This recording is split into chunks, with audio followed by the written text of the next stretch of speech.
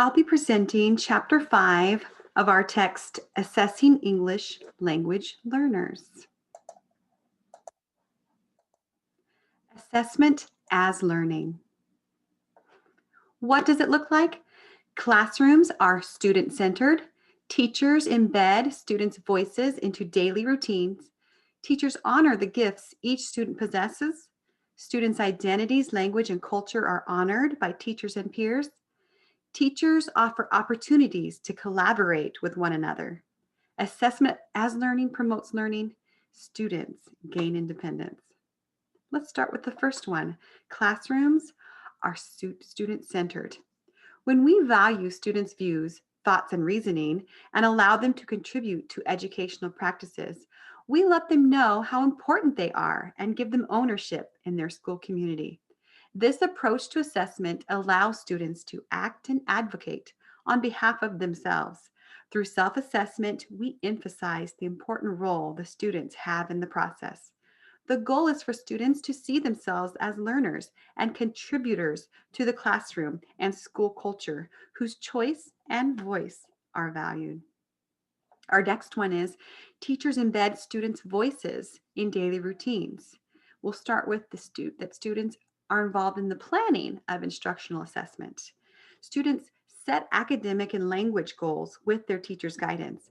At the beginning of each semester or quarter, students should have dedicated time to think about their achievement, language development, and social emotional development, where they want to go and how to plan their journey. Teachers facilitate by modeling or sharing a format to help with organizing thoughts and recording their goals. Here are some examples. Let's go ahead and share. Here's an example of goal setting. Here's some examples of setting language goals with English language learners. And here's some different options for goal setting for social emotional development. We'll go back to our PowerPoint. And moving on. Also, students can have a voice in planning through providing personal preferences. Before starting a unit of learning, teachers should investigate students' interest in the topic, how their linguistic and cultural experiences allow them to relate to the topic, which aspects of the topic they wish to pursue.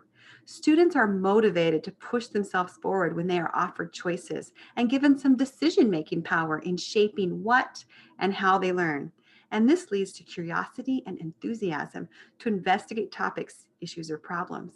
An example of this would be when students get to rank their preferences for a STEAM project, or they get to select an animal to research.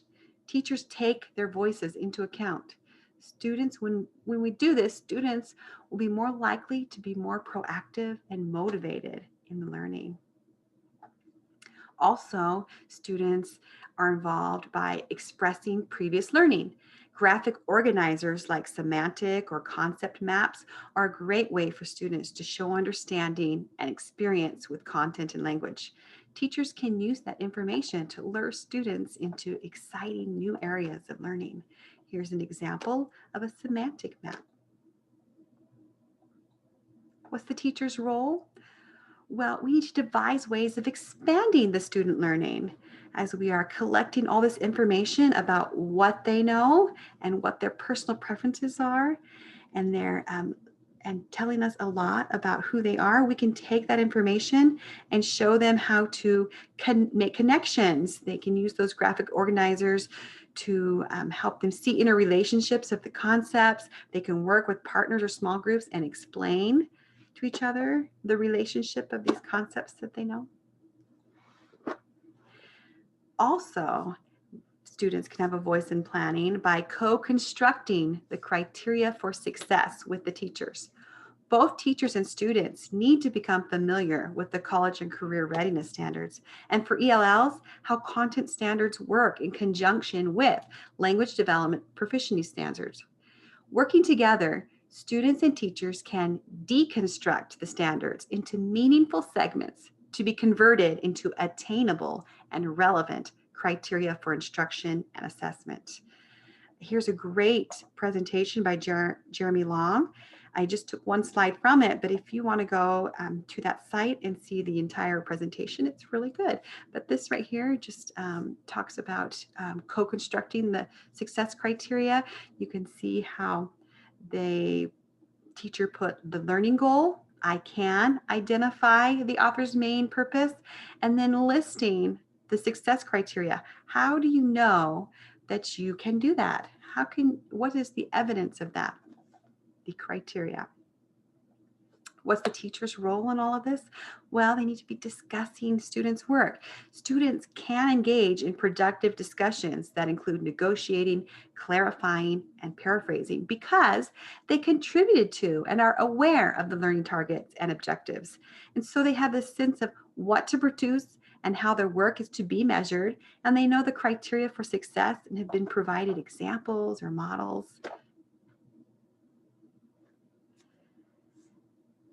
We've talked about students' involvement in planning, and now we're going to talk about the students' involvement in implementing instructional assessment. They can do this by selecting from a choice of options to express learning. Classrooms should include multiliteracies, that's using 2 or more forms of literacy, and extend learning to multimodal projects. We've learned about modalities. We all have our own interests, right? So each student has their own strengths, right? They have such as digital, graphic, visual, or textual literacies. So students should have a say in how they wish to engage in learning and expressing what they learn. To capitalize on students' strengths, projects should be designed with multiple pathways to the same end product. Here's an example of a writing menu. Also, students can help with implementing by monitoring their progress and growth in the content and language learning. Checklists are a great way to keep track of language development and academic progress growth. After students are familiar with the criteria for success based on the standards, progress can be converted into a dichotomous scale, meaning 2, so yes, no, or happy, sad faces to questions. So all students get to participate in the documenting and monitoring of their accomplishments over time. What's the teacher's role? Maintaining student portfolios. Teachers guide students in organizing their work and selecting pieces for their portfolios and maintaining the organization all year. Teachers should review the folder regularly and using guiding questions to build student thought processes. Students can also have a voice in implementing by reflecting on learning. Learning is personal. Students are interpreting the learning activities in different ways. Interactive journals or learning logs are non-judgmental communication tools shared between students and teachers that provide some insight into students' feelings, thoughts, and learning strategies. They are built into the classroom routine, and students' entries can be self-expressive using home language or illustrations. Here's some examples of some interactive notebooks. A great slide presentation on learning logs can be found at the site at the bottom of this page. I took just one slide from it that explains ways students can use learning logs. But if you want to know more about learning logs, there's a great resource. We've talked about students' voice in planning and students' voice in implementing. The last one is students' involvement in the evaluating instructional assessment. So students of all ages can participate in evaluating their own work by judging their performance against a familiar criterion or taking feedback and converting it into a plan to reach targets. We should gradually introduce the idea as a whole group.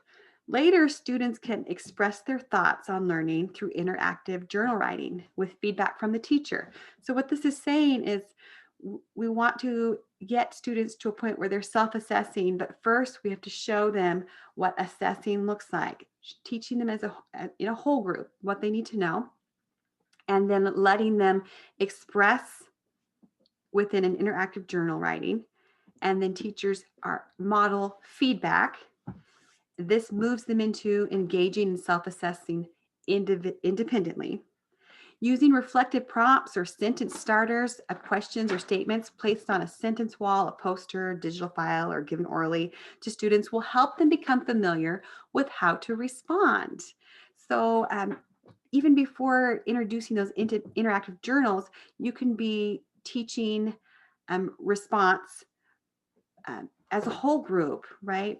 You putting up reflective questions about a topic, a procedure, a process, or learning strategy, or doing personal prompts, my preferences for learning, my learning style and strategies, my strengths or areas for me to improve. I should on the slide, I put some examples of some math reflection sentence starters. We'll want to model that so they can learn how to respond to reflections. Next, we have teachers honor the gifts each student possesses. So we've gone through this process of giving them a voice. We can take what we've learned from their voice and personalize the instruction and the assessments to their strengths. We also honor students' identities and language culture. So students get to develop metacognitive, metalinguistic, and metacultural awareness that contributes to their self-awareness. Knowing how you think, knowing how you use language, that's understanding that language isn't literal. Knowing how you think is what do I know and don't know, and knowing how to interact with people from different cultural backgrounds. We want to teach students to treat others with respect at all times. We want them to build rapport, seek to understand others, learn from the diversity of views and opinions, apply communication skills effectively, assert their concerns, not others to assert theirs. Yeah. We move on to collaborating with one another. This involves engaging in peer assessments. So once students become familiar with criteria of success and identify examples in their own work, they can apply the same criteria to the work of their peers.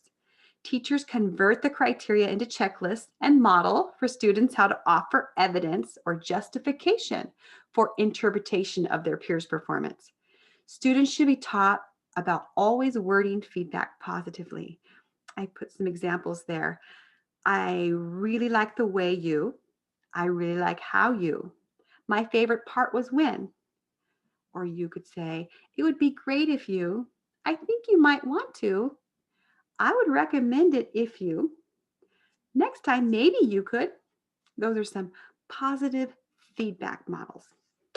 And then not only do we want students to engage in peer assessment, but also act on that feedback. So performance tasks and academic conversations are ideal for inviting students to respond to each other. However, gradually introduce having peers evaluate each other based on specific standard referenced criteria. You want to be sure there's no room for opinion, that it's specific criteria that peers are assessing each other. Collaborating with partners or in small groups engages students in academic discussions where they freely offer their ideas and feedback to each other on grade level topics. The teacher's role is to facilitate the building of relationships through regular interactions and opportunities to share information, perspectives, and experiences with one another, causing the classroom to become a place where students learn from each other. Assessment as learning promotes learning. Students are empowered to become self-regulated. Attitudes, motivation, perseverance, and focus by setting personal goals, reacting to feedback from peers and teachers along the way, and carrying through to learning. Students become self-starting learners by using strategies to engage in self-reflection and student self-assessment. Knowing the criteria for success allows students to plan, execute, and judge their own work. Students own their learning and can teach one another through face-to-face interactions, interpersonal skills, and reflection. Students become critical thinkers and problem solvers by developing the knowledge, skills, and habits and attitudes needed. Students gain independence. Students gradually take responsibility for their own learning and become independent, capable thinkers through the gradual release of responsibility that moves responsibility in the classroom from teaching to learning. Students are able to gear learning towards a specific end and show evidence of what they can do. For ELLs, there's also a gradual release of scaffolding and instructional support for language proficiency. Teacher's role: plan student-led conferences. It fosters students' accountability for learning and sharing learning with others. Students organize and evaluate their work and then convey that information to others. Teachers prepare students by role playing. We are mentoring students into independent assessors by formulating the criteria for success. We're mentoring or helping them learn how to practice using criteria, practice providing feedback on the criteria, and setting their academic and language goals based on the criteria. We model determining the learning objectives from the criteria for success, eliciting evidence of the learning, interpreting the evidence in relation to the success criteria, and providing descriptive feedback that references students' performance against the criteria. Our goal is for them to be able to self-assess and give feedback and receive feedback, all based on specific success criteria. What are some types of student assessments? The first one is criteria referenced exemplars. Teachers formulate a series of questions or statements that guide students to produce a response or a work sample that meets the criteria of the task. So one example of that would be a dichotomous scale. We already mentioned dichotomous, and you saw an example of a yes-no checklist. This one is a happy, sad face checklist. This checklist is self-assessing writing for kinder. It's literacy kinder 2, which is demonstrate command of the conventions of standard English capitalization and punctuation. So here students are assessing that they are meeting that criteria for success. Another example is a 4-point rating scale. The example I'm showing here is self-assess for writing, 2nd grade. Number 1, students write an opinion piece in which they introduce the topic, state an opinion, supply reasons, and a concluding statement. So here they are rating themselves on a 4-point rating scale. Many 4-point rating scales you'll see say not quite yet, some of the time, most of the time, all of the time, or not well yet, okay, quite well, or great. I noticed many different versions of this 4-point, but the point is these criterion referenced exemplars are based on criteria for success in the objectives, learning objectives. Another example would be a checklist that requires evidence. Here's a checklist where students mark yes or no, they accomplished each task. They'll also show evidence by highlighting evidence within their narrative writing. Another one would be reflective self-assessment. So teachers can also create a set of open-ended questions or statements that prompt higher order thinking, in which students summarize or recount what they've done by drawing, speaking, or writing. Describe their favorite or most challenging activity, or explain some aspect of learning.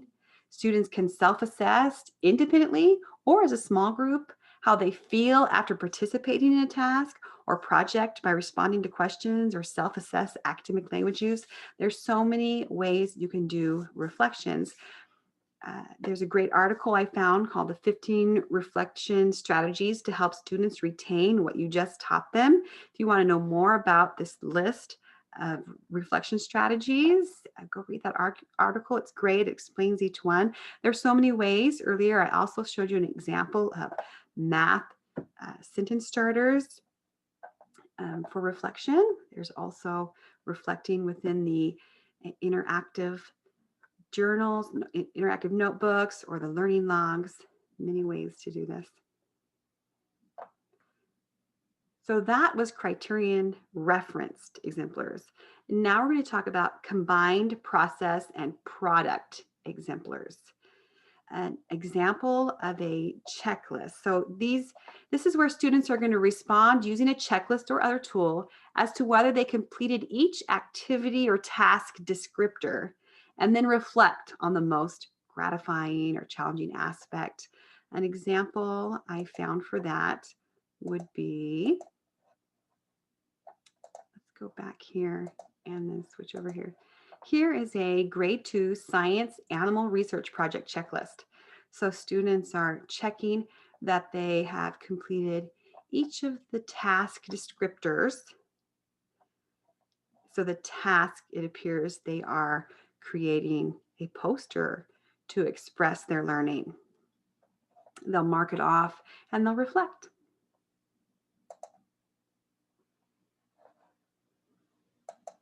Stop sharing. Wrong button. Back to our PowerPoint.